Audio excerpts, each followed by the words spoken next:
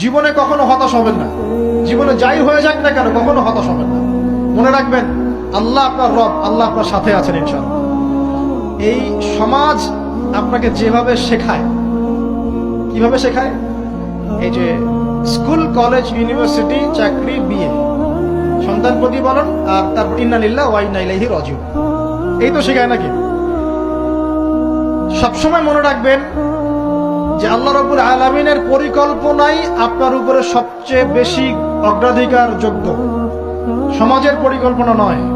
পরিবার আপনাকে চাপ দিচ্ছে, চাকরি পাস না, পড়াশোনা করিস না, হ্যাঁ পড়াশোনায় কেন তুই 80 নম্বর পাইলি না, কেন চান্স পেলি না, কবে চাকরি পাবি, কবে আমাদেরকে দেখবি, খাওয়াবি, পড়াবি, এই যে চাপগুলো চারপাশ থেকে আসে কিনা, এতে করে অনেক যুবক দেখা যায় মাদকাসক্ত হয়, অনেকে দেখা যায় আত্মহত্যা করছে, ইদানিং করছে কিনা ভাই?